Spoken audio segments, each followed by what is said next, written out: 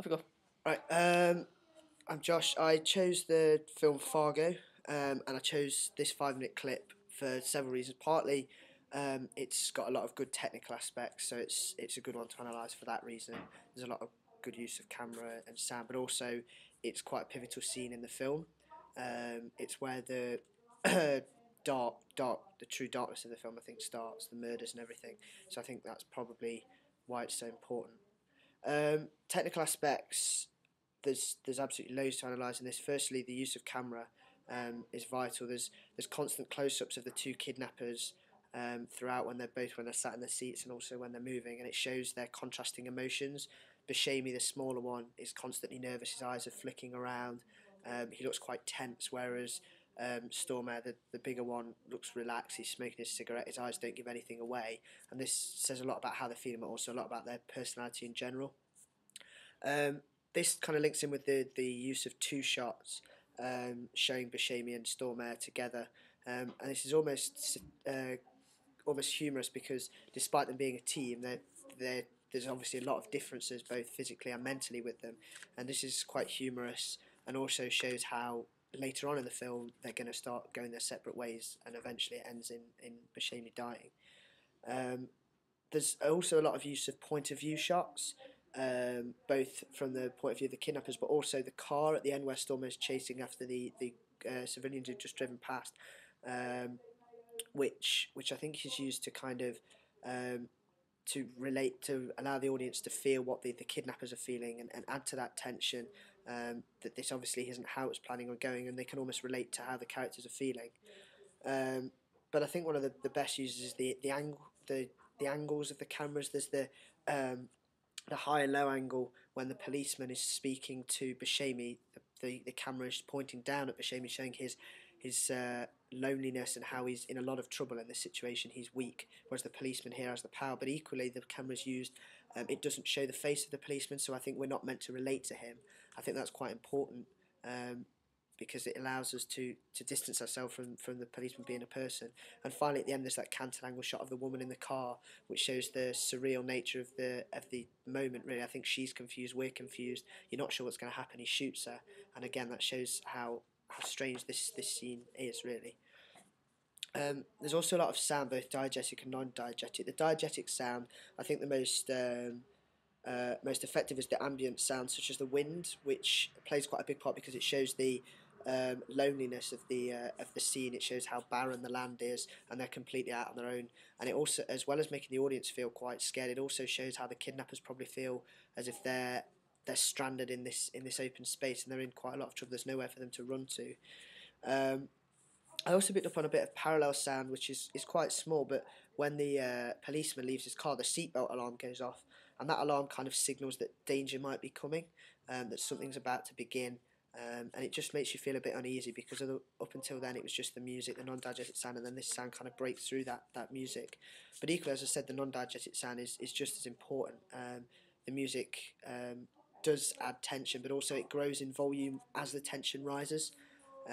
So as the car chase continues, that's picking up the pace and picking up the power really that it has. And also there's a high-pitched note just as the policeman realises that Buscemi is trying to bribe him, and that again is a signal of something dangerous and dark is beginning. And again, just alerts the audience that they're suddenly realising that there's a twist about to occur. Mise en scène, there's several aspects of it that are quite important. I think the colour, certainly the colour red is a constant here, whether it be the policeman, the lights on top of the police car, or the brake lights near the end. Very stereotypical, but it shows the danger, just a symbol of the blood that is being shed. But also the contrast of dark versus light. Obviously, this is shot at night, but there's always the lights of the headlights or the policeman's torch, and that's almost a link to the narrative theory binary opposition. They're kind of those two opposites contrasting, and in this case, it's the evil that wins out. But again, it's showing how this film is going to make a big deal of those two opposites. Setting, as I've already spoken about, that the barrenness of the land is quite important in creating the sense of loneliness and being in under a lot of threat. And finally, the lighting, as I've already spoken about, adds to that almost that interrogation. To when the policeman is shining it in Buscemi's face, it's as if he is interrogating him. and also the light. There's a constant band of light across the two eyes of the two kidnappers, as if we're trying to look not just at them as a person, but into their souls, and that is probably how they were feeling. They were feeling under a lot of pressure. There's not a lot of editing. The one thing I would say is towards the end there's the fast cutting of shots, which again shows how the tension is building and how you're not really sure what to look at, where it's going to go. But editing is probably less important than the other aspects.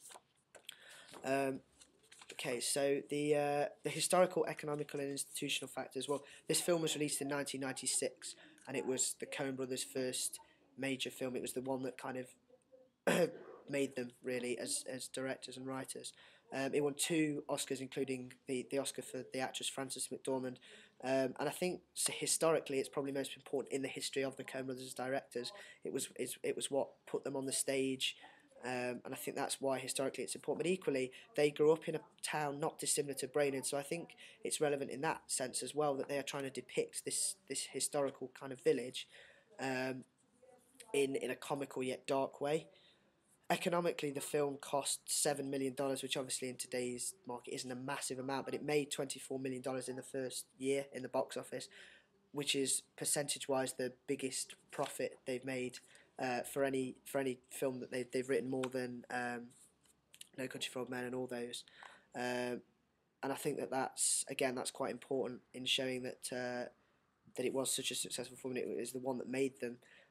Whether they would make that kind of money today I'm unsure of that.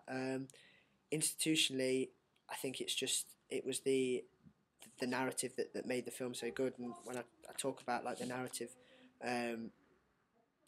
types and the genre itself, it's difficult to place it. It says it's supposed to be a thriller, but it's quite a dark comedy as well. It's got all those aspects in it. And I think in that sense it does link to a lot of the Coen Brothers' previous stuff. No Country for Old Men, again, it's very dark. There is that sense of humour, but there is a lot of dark. There's murder, and also other films. That humour again is quite dark, quite satirical, like The Big Lebowski, films such like that. And this is why the target audience, when I researched it, seemed to come out as 18 to 40-year-old males. You would stereotypically say that genre is aimed at the blood, the gore, the references to sex and stuff. I think that is quite important, and probably they set out to do that to capture the specific target audience with these generic conventions. The narrative itself is omniscient. We are, as an audience, the people in the film who knows the most. We know who's kidnapped, why the person's been kidnapped, who the murderers are. So that gives us that power, and I think that's part of the reason why you enjoy the film and the clip as well. You know what's going on, but you know that everybody else in the film isn't sure what's going on, and that gives us a lot of power. As I've already mentioned, there's that binary opposition throughout: good versus evil, light versus dark.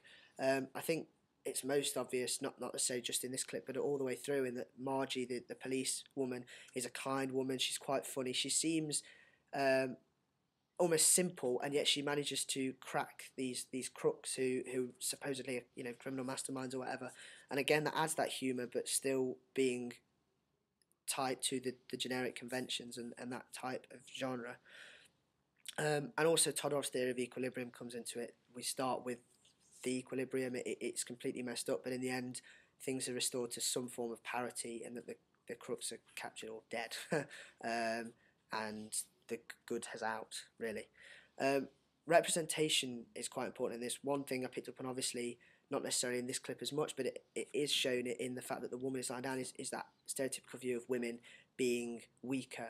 And I thought that was tipped on its head. Towards the end we see the man running away while the woman is, you could say she's trapped in the car, but she's staying there, she's taking what's coming to her as the man is running away. He's not the brave one. I think that's quite an effective use of that stereotype and turning it on its head.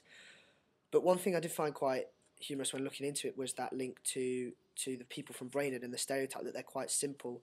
Their dialect is quite frustrating almost at times, and yet the name of the place is Brainerd, which has the word brain in it and the word nerd in it, and I find that quite humorous. And if they've done that on purpose, then that's very clever, as kind of representing that stereotype. Something they've done in other films is try and capture the stereotype of certain types of people and certain walks of life almost, and they've done that both with women but also with a certain type of person who lives in a certain type of place in Brainerd.